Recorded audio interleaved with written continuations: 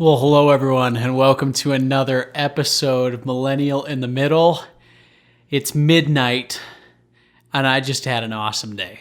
I think a lot of you know if you follow me personally on Instagram or Facebook, or if you follow Millennial in the Middle Instagram and Facebook pages, you've probably seen what I was able to do tonight. The reason I'm still in a suit and tie and wearing my credentials still is I had the opportunity to volunteer at the vice presidential debate here in Salt Lake City tonight. It was the first ever presidential or national debate that was held in Utah, and it was pretty cool to be a part of that. And then I really lucked out. Not only was I able to volunteer, but of the volunteers, there were only a few that were able to be lucky enough to be in the debate hall. So I was in the debate hall tonight we'll quote Hamilton, I was in the room where it happened tonight. And it was so cool to be in a place where I knew that the whole world really was tuning into 100 million Americans tuning in just in the country. And that doesn't count people tuning in from all over the globe to see what went down tonight. And, you know, for as disappointed and kind of bummed out and just feeling just kind of empty after last week's first presidential debate, I really have the opposite feeling tonight. I feel invigorated. I'm recording this just a couple hours later, and I thought that was a great debate. It was obviously it was fun to be there, but I think just the content, what went down, how it went down, I'm really excited to jump into it tonight. So first off, let's kind of start with the story. A lot of you have reached out to me and asked, Connor, what was it like? What was the experience? How did that happen? Well, let me tell you. First off, just like everything else in the year 2020, logistics and how things would normally work were totally different than ever. So typically you would have had a jam-packed debate hall. It's been planned to be at the University of Utah, this debate for over a year now. And, you know, this is a big deal to have a debate here. You would have expected students and people, you know, prominent in the state to be filling Kingsbury Hall, which it was held at right on U's campus. And instead, it was less than 100 people that were there. I would have had no chance of getting a ticket to go as just a spectator with how tight it was as far as how many people could be there. But I kind of was able to sneak my way in there through being a volunteer and kind of getting lucky. So that was pretty awesome. But the first thing that happened with that is everyone there had to be tested for COVID. So on Monday, I was tested for COVID. I got a less than 12-hour turnaround that I tested negative. Yippee. And that would have really stunk if I would have been ready for all this and then tested positive and been asymptomatic or something. That would have really ticked me off. So I'm glad that didn't happen. But test negative, I get a wristband. The next day I had to go back to basically prove that I could be in the perimeter because I had tested negative for coronavirus. And so, yeah, I was up at the U on Monday to get tested, back at the U on Tuesday to get my wristband as well as the credentials to be able to show that you're able to be in the secure perimeter as well as in the debate hall itself. And then we show up tonight. And the feeling was pretty cool. By the way, like I said, I was a volunteer that was inside, and here was my job.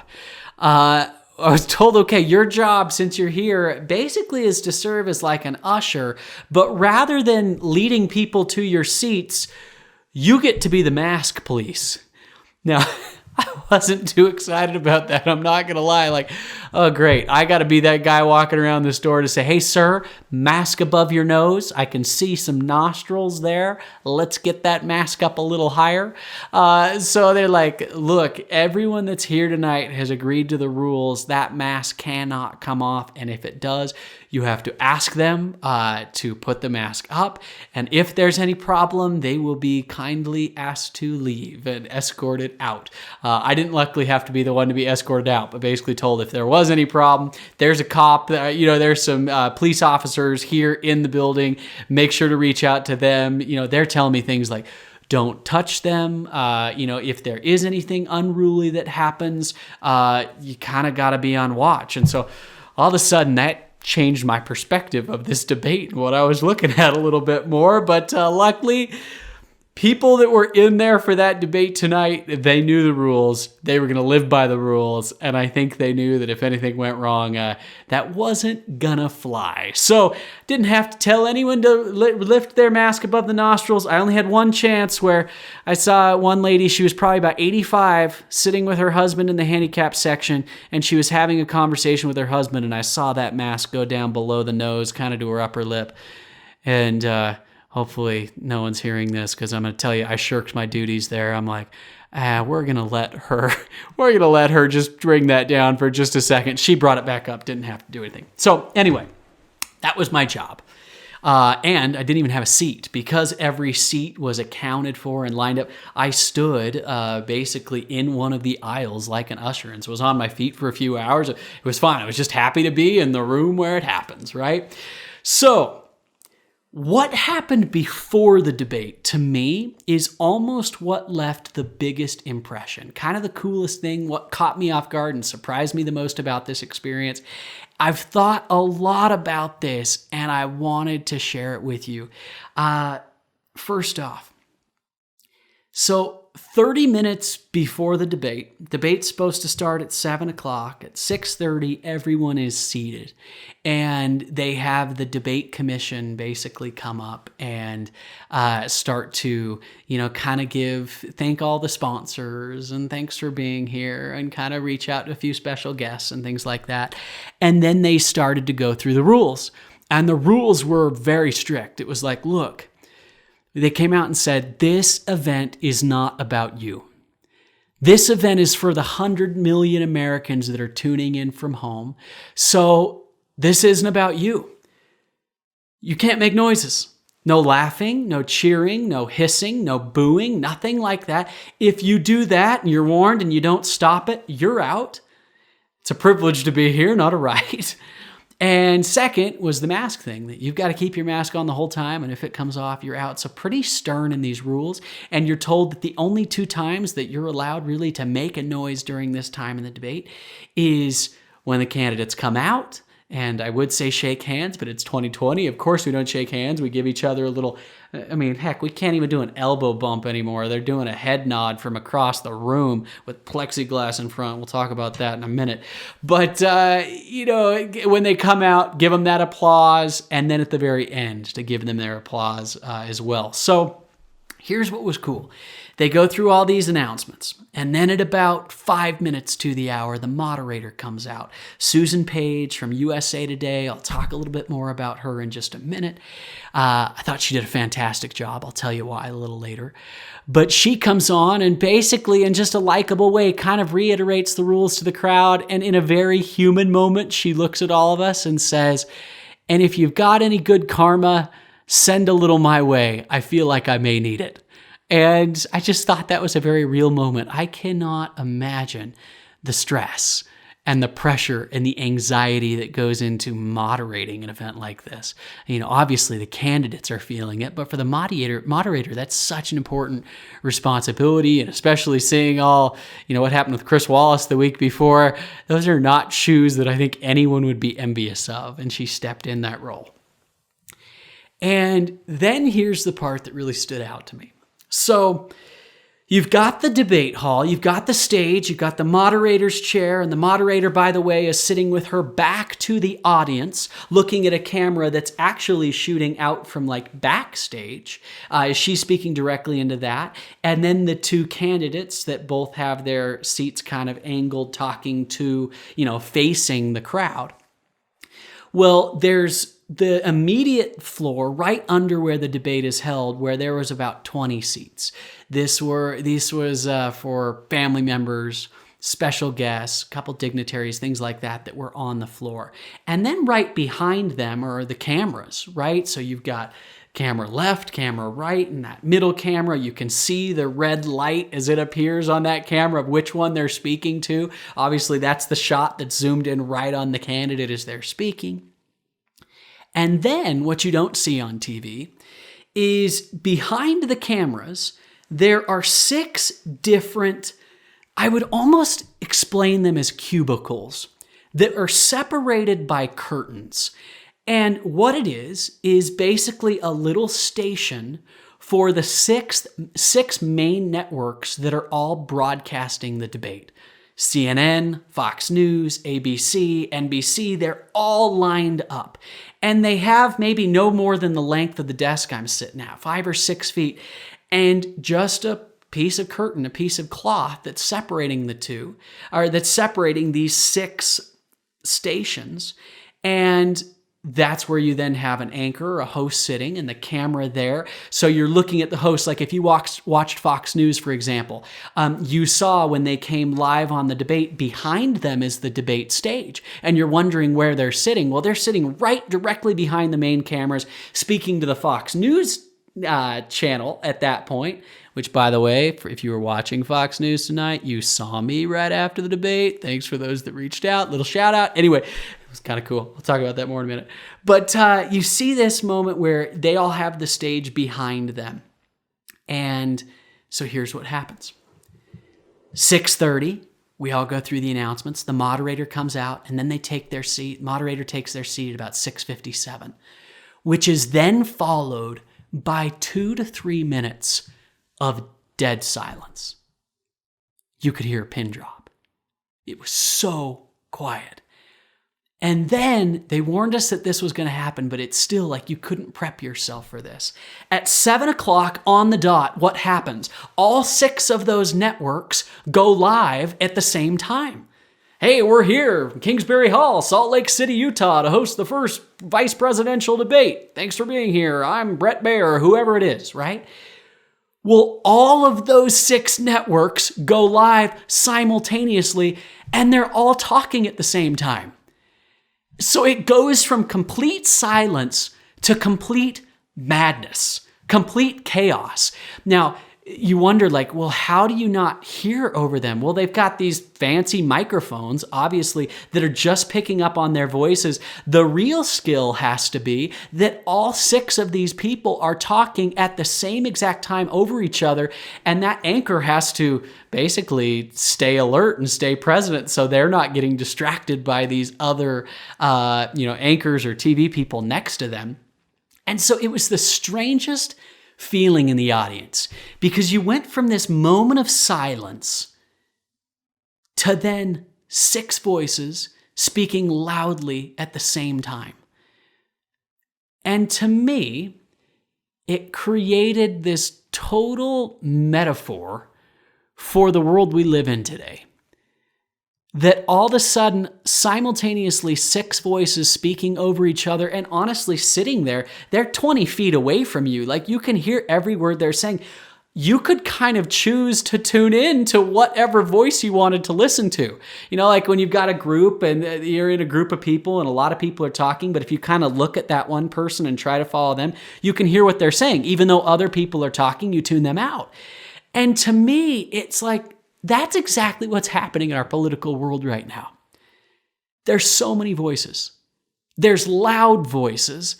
And what's so hard to find is silence, is quiet. And then this is the moment that stuck out to me. So from 7 o'clock on the dot to, they actually had it dialed down to the second, to 7:03:30,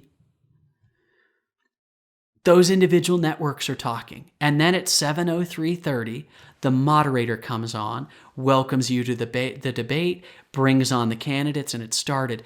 And the craziest sensation again, that feeling of silence immediately came back when the moderator started speaking. It went from 6 loud, angry voices, not necessarily angry voices, but 6 loud voices, to all of a sudden just the moderator and the 2 debaters.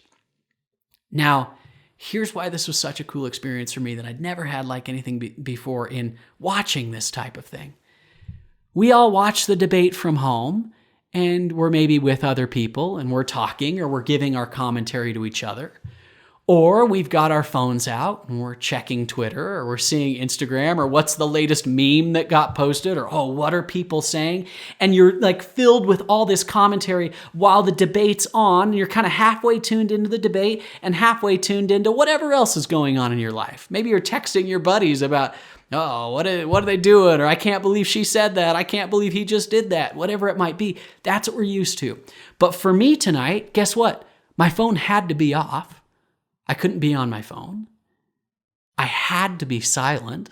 There was no one to talk to. There was no one. I was by myself, so it's not like I'm gonna give little shoulder taps or little winks at parts I like. There was no laughing. It suddenly was this moment of just total quiet for an hour and a half, and I listened to the debate.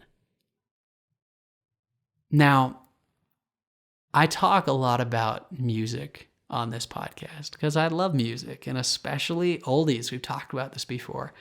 The lyric that went through my mind a few times tonight actually is from one of my favorite bands of all time, Simon and Garfunkel.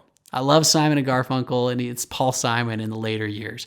A lot of that's thanks to my grandpa Pat, my great grandpa, or not my great grandpa Pat. He was great, but my grandpa Pat, he taught me to love Simon and Garfunkel, particularly Paul Simon. And I thought of the line, "The sound of silence, and no one dared disturb the sound of silence." We all know that song, "Hello, darkness, my old friend," right? And to me, it was this awesome lesson of, I think we as society, we've gotten so accustomed to the noise that that's what we rely on. And I think particularly when it comes to politics, but really any topic in life, we learn to, what do other people think? What are other people saying? What are their thoughts? I've talked about how with politics, we often read commentary on commentary. Here's what someone thinks about what someone said about what that person did. And you're not really ever making a decision for yourself. I think particularly the media and the world, the political climate we're in today, they want to make the decisions for you. And I think what was so cool tonight is none of that happened for me. I was able to just sit there and listen. And now as I record this episode, I don't think I told you yet. I did. It's past midnight. This happened earlier. I haven't gone back and rewatched the debate. I have not seen a single pundit. I haven't gotten on Twitter. I haven't even responded to all the messages on my phone from my friends or those of you that are following, giving me your thoughts on the debate. I'm recording this episode tonight just telling you, here's what I thought. Here were my feelings. Here are my impressions. Here were my perspective. And again, I always do this with the mindset that I don't have anything to convince you of. I'm not trying to talk you into anything. This isn't a debate like we just watched. But I want to make this point. We all have the right to think for ourselves. We all have the right to take in, like what we just saw tonight, to break it down and go, what do I think about that? And I think that's something that can never be taken away from us. Give yourself more credit than you might think. If you say, I don't know much about politics, I don't follow all the ins and outs, so I follow this person or what they say. No. Go figure it out yourself. And all you've got to do to figure it out, you don't have to become some scholar. Just listen. If you listened to tonight's debate, what did you think personally? How did certain arguments make you feel? How did both the candidates maybe change the way you think or reinforced a thought that you've had before? And I think the more of that we can get in life, of embracing the silence, embracing that moment to just be able to take it in without all the other garbage, without all the other crap or controversy or divisiveness that might come along with it, to think for yourself and just see where you end up. Honestly, I know this sounds a little weird, but that was my takeaway tonight. I enjoyed the sound of silence. And I think all of us in life should do more to embrace that silence, to not run from it, to not be scared of it, but to be okay with that. And I think the more we embrace the silence in our lives, the better people we become. So, all right, there's my motivational speech, I guess. I don't know why I got kind of sappy as I did this, right? But I really think that's a good takeaway. Now let's dive into my actual reaction to the debate. I've just jotted some notes down. I've been home for an hour. So again, maybe what I'm about to tell you is something that you've heard all the pundits talk about or all the commentary on. Maybe I'm totally off base. I don't know. But let's make a run for it. So first off, let's talk optics. Whenever it comes to debates, in last week's debate where we responded to the first presidential debate, we talked about the first ever televised debate in 1960, JFK versus Richard Nixon, and the importance of how things looked and felt and what they felt like. Well, here was my feel of the optics actually being there. And by the way, I didn't watch it on TV. I have heard from people that there was a fly that was on Pence's head. I couldn't see that from where I was. So obviously I missed that optic. But here's what I felt. I felt, looking at those three people on the stage tonight, that Mike Pence was in charge. That Mike Pence spoke from that position of power, that he was the most calm, that he was the most in charge. And maybe there's some different things to chalk that up to. One, he is the vice president. The other person's the challenger and the other's the moderator, right? But he's the vice president. I think he carried that mantle with him today of that position. Two, maybe this is a sexist thing. Let's be real. This was the first time ever that we have had a presidential or vice presidential debate where on the stage there were more women than men. Think about it. There were 2 women on the stage and 1 man. And whether this is inherent bias or just whatever it might be, I had the impression tonight that Mike Pence was in charge. And I think what was interesting is, we'll talk a little more about the moderator in a bit, but Mike Pence, to me, seemed like he was the man that was kind of running the show. And with that, I think Mike Pence's tone tonight was everything that we lacked in debate 1. A tone of calmness, of power, of being in charge. Maybe it's a little sleepy. Maybe it's a little boring. Maybe each time after he gets it, well, thank you, Susan. I appreciate the opportunity to respond to that question. Maybe that drives you crazy, that smoothness. But all the decorum that was lost in debate 1, I feel like we rediscovered tonight. And as far as the moderator goes, I guess I need to say this about Kamala Harris first. Or I said that wrong. Kamala Harris. For those of you that have been saying it wrong, it's Kamala. The way to think of it is it's like Mama La, because that's what her stepkids call her. Kamala Harris. Anyways, I didn't like her snippiness at Pence the very first time she did it. Now, I know that Pence went overtime a lot, and frankly, it got annoying. That's not a good thing as a debater ever. When you're going overtime every single time and not listening when the moderator is saying, okay, you're done, okay, you're done, okay, you're done. It's like, dude, knock it off. But my issue was Harris didn't let that just naturally kind of grow, right? The very first time that Mike Pence kind of tried to interrupt her a little bit or made a little comment to what she said, she just snapped at him and gave him a, Mr. Vice President, I am speaking with a whole attitude. And frankly, to me, it was like, wow, that came out of left field. You decided that's how you were going to respond to that. And the minute you had the opportunity, you went for it. To me, I think that could have been delivered a lot more powerfully if it was the first time you were kind of bugged. The second time it was okay, that's enough. And then the third time, stop it. I think the whole crowd could have went with you on that, but it came a little too strong, too soon. And I think, to me, Pence's going overtime and being a little annoying created being a wash between Harris being a little snooty or snobby even in the way she responded to that. Now, as far as the moderator goes, I thought Susan Page did a very good job. And here's why I say that. there were no doubt a lot of questions tonight that were just dodged. Questions that were asked that then weren't answered to or fully responded to.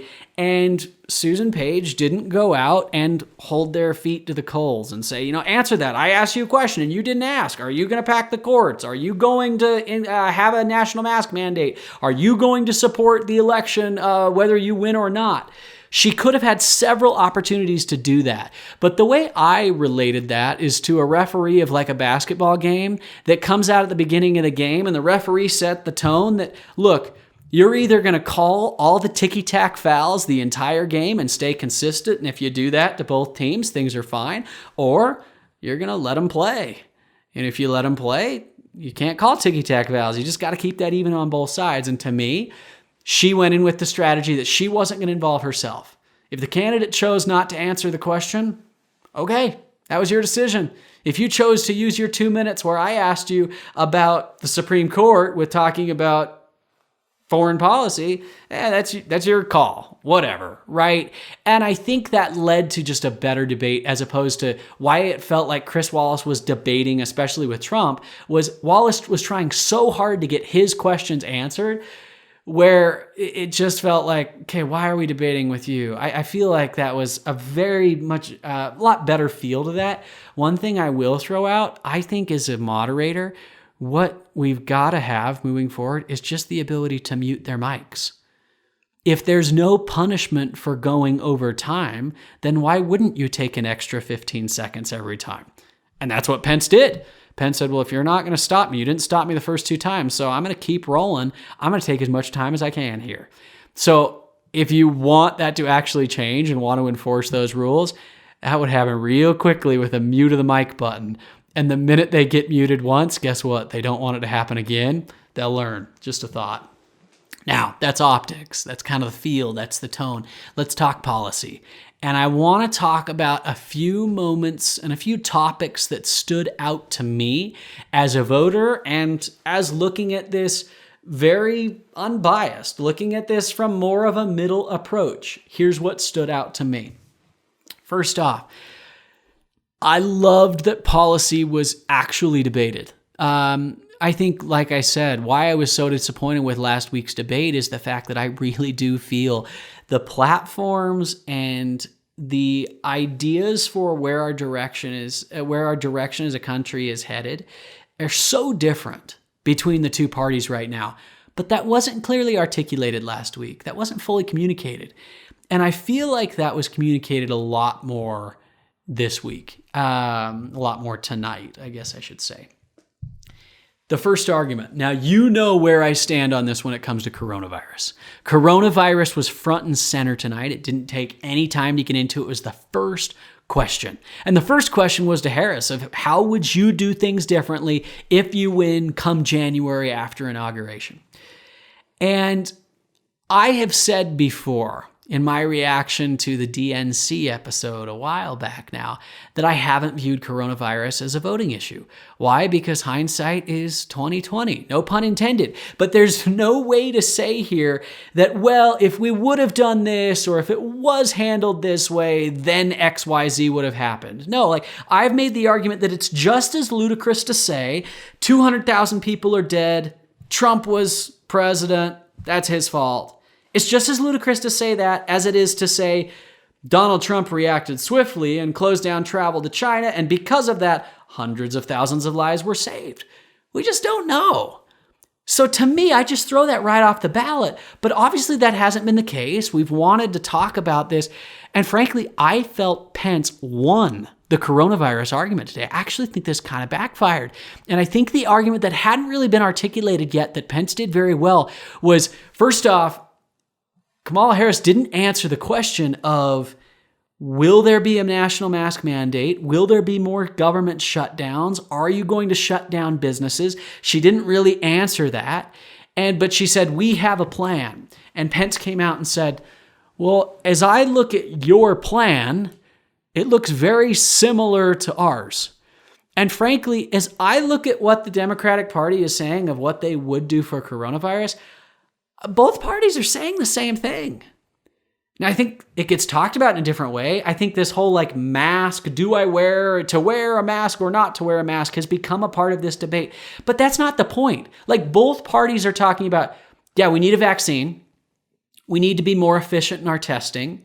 We need to figure out how to not screw over the economy in the meantime, right? Like, both of these parties are doing that. And I liked Trump just calling out, all that I'm seeing is you just maybe saying, hey, we're going to do the same thing as you, a little more extreme.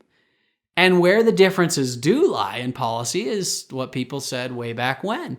I think the argument to make that when Donald Trump shut down travel to China and everyone labeled it as xenophobic, and they labeled that as racist, including Joe Biden, including Nancy Pelosi, to come out and say, hey, we made that swift action then, and we think that really helped. You can't argue with that. You can't say it did and you can't say it didn't. But if we look at what's going on right now, I really just struggle as a voter to say that, yeah, I believe the Trump administration has handled coronavirus poorly, ergo, I'm going to vote for the Democratic Party. I don't buy that argument. I never have. I never will. And I think for me tonight, that argument was just kind of closed book. And if we're going to close the book, honestly, I give that argument to Pence. But the argument, by the way, that Harris made tonight, that the handling of coronavirus is the biggest presidential failure in the history of our country, come on. And to specifically relate that to this economic depression that we're now in, that's similar to 1929 and the Great Depression, come on. Our economy was soaring, was better than ever before coronavirus hit. We can't forget that and now just blame our economy on that when, let's face it, it was because we had a government mandated shutdown of our country for months. Okay? I feel pretty strongly about that. I don't know why I got so fired up there. Hey, this is how I felt watching the debate tonight. All right. Here's my best moment of the night for Harris. And then I'm going to give you my best moment of the night for Pence. Then I'm going to wrap up. My best, where I think Kamala Harris really shined tonight is in talking about race. And here was my concern for Pence going into the debate. Like, I thought where he was vulnerable, and if I was in Harris's camp giving them advice, here's where I thought there was a major opportunity to strike a fatal blow. And it's the fact that, I mean, honestly, as a white man in 2020, trying to talk about race with a very educated, smart, powerful, well-spoken woman of color in 2020, that's a debate that honestly, like, you just can't win. You can't argue the racial unrest in our country that's going on right now. We've had in this podcast the episode with Kira Nilsson in episode 11, and then the episode with Alan Michael Boaston in episode 21. We talk about race and the problem that that presents in our country today. And for me, I feel like when it comes to civil rights, this is where Harris shines. And where I think that this was real opportunity missed for the Democratic Party is race was not mentioned until an hour and 12 minutes into that debate. An hour and 12 minutes. I remember I looked at my clock the minute race came up, and I was like, wow, a lot of people maybe still aren't watching. And I think a lot of people decide who they think is going to win the night in that first half hour. And if I'm her, I would have tried to bring that into the conversation a whole lot earlier. And ultimately, you know, when she talks about George Floyd, when she talks about the civil unrest, those are arguments that the Trump administration obviously hasn't handled great. Now, I know there's arguments about, I know as I say that, my conservative friends are going to give the same argument Pence gave. Like, I get it. But when it comes to racial sensitivity in 2020, I just think that Harris missed her chance tonight to make that a lot more of the focus and could have won a lot bigger. And let's be real. Here's where she had her best moments in the primary debates. And interestingly enough, these were her best moments in the primary debates against Joe Biden, prosecuting Joe Biden when it came to segregation and, kind of calling him a racist, which is kind of interesting that all of a sudden now they're running together. But that to me is when she hit her stride in the primary debate. I would have loved to see more of that tonight, especially coming against Pence. I think she could have landed a big blow there. There's my Harris highlight. My Pence highlight to me came when talking about the Supreme Court. It had to be done. When the moderator wasn't going to ask Harris straight up, are you going to pack the courts? Now, by the way, if you listen tonight and you're not fully sure what packing the courts mean, let me quickly describe that to you. There are 9 Supreme Court justices. There have been since the start of the Constitution 150 years ago. And the thought is that typically when it comes to those judges that have been appointed or justices that have been appointed by either a Republican or Democratic president, it's been a 5-4 Democrat-Republican balance for years now. The fear now is that if Amy Coney Barrett gets confirmed, there will be a 6-3 advantage for conservative judges as opposed to liberal judges. And so the thought is that there could be a law passed to just expand the amount of judges that are justices, that are in the Supreme Court to higher than 9, therefore taking that majority that the conservatives have and giving that back to the liberals. Where all of a sudden, if 13 say it was expanded to 13 or 15 justices and several of those were very liberal leaning in the way they got confirmed, all of a sudden that's now been switched. And so it's this argument of, do you change the rules? And Pence made it very clear that Harris refused to answer that tonight. She didn't do it. And I think he had to do that. And I think he did it well. I think he kind of flipped the script a little bit there of being the prosecutor against Harris to point out that that wasn't there and to kind of shine a spotlight on that. And then I also thought how he followed that up with people questioning Amy Coney Barrett about her Christianity, and that was a negative thing for her on to be on the Supreme Court and have the Christian dogma that was said before that line that you'll hear a lot as we continue moving forward. I think he hit the nail right on the head, and I think that was a very powerful argument that was made. Now, in closing, the last thing I want to talk about here, argument-wise, I thought the highlight of this debate for me was when they talked about foreign policy. And why I loved this is because I told you all the way back in episode 7, in the America First episode, that this to me is one of the things that I feel the president has the most power over, and therefore is one of the things I put the most weight in when I vote for the president. So I was really excited to hear this argument about foreign policy, but then what was awesome is, to me, it was just this perfect debate about America First. Harris started. And I really liked what Harris did here. When talking about foreign policy, she said, hey, let's simplify this. Let's break it down. I love when a candidate takes something really complex and breaks it down so people listening at home, my millennials, my Gen Z that are maybe first time watching a debate, you can understand. And she says, look, when it comes to foreign policy, it's relationships. How would you treat your friends? And I loved that little idea she had there where she said, look, you've got to understand when it comes to foreign policy who your friends are, who your adversaries are, and you've got to keep your word.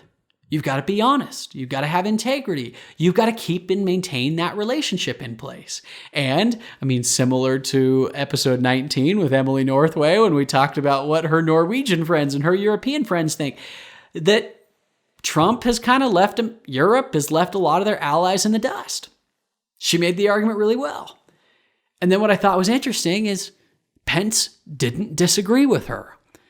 Pence simply displayed the difference of mentality when it comes to the two parties right now. And what was funny is I think he kind of flipped the argument of, since when has Donald Trump ever cared about making friends? He doesn't. His whole policy was come out, America first. We're tired of losing these trade deals. We're not going to be a part of agreements that unfairly tax us or unfairly, put our economy in a bad position, or that put our troops in a spot where they're carrying more of the load than is equitable. And I thought I was like, man, that's what I'm talking about right there, because there's not one right side. It's what resonates with you. Do you look at Harris and go, she's right? We've got to be good to our friends. We've got to keep our word. We've got to be honest. Or do you look at Pence and he said, look, we don't really care about friends. What we care about is being effective. And here's what we've done. We shut down Baghdadi here. We did this. We, created this peace deal or whatever it might be. And we weren't worried about making friends along the way. We put America first, and here was the effect that had. I thought that was really, really a highlight to the debate. And that was like everything that was lacking in debate one was like this philosophical debate of where do you stand in foreign policy, America first or a globalized view of the world. Lastly, Brecklin Brown gets the final question. She is a 8th grader at Springville Junior High. Now, what I thought is really cool about this, obviously we're in Utah. We got a lot of listeners here in Utah. I want to put out a little call here at the end of this episode. I need to get a hold of Brecklin Brown because I love what you wrote.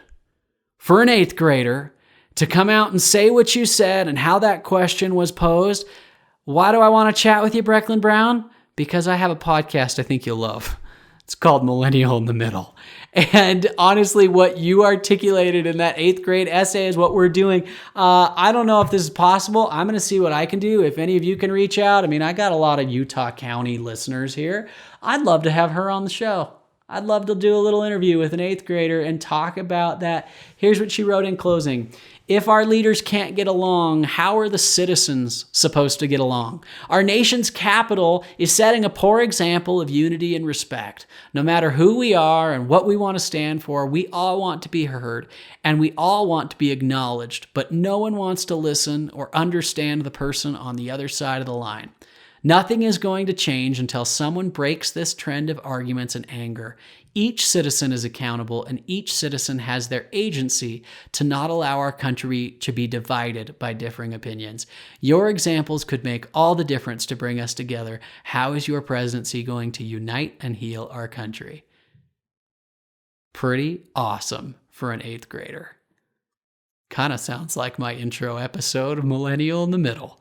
That's why I want to chat. Anyway, it is almost 1 a.m. My voice is hoarse. This has been a long day, but it's been a great day. And I hope you enjoyed listening to this. Last thing I'll leave you with, that thought of the silence. Embrace it. Give yourself credit. You can think through these things. You can decide where you stand. You don't need me to tell you. You don't need the late night comedy guys that you watch that you get your news from. You don't need Tucker Carlson. You don't need Sean Hannity. You don't need your radio. I mean, I don't know who it is. Don't rely on other people to tell you how to think. Now, that's obviously true for politics, but it's true for life. The more we become individuals that think for ourselves, that embrace that silence and have confidence in the way we view the world, and when we view it with an open mind and an open perspective, that's when we grow. That's when we make progress, and that's when we can do some really awesome things. Until next time. Clowns to the left me, jokers to the right, here I am, stuck in the middle with you. See you next time. I guess maybe tonight we should have sung, Hello, darkness, my old friend. See ya. Clowns to the left of me, jokers to the right. Here I am, stuck in the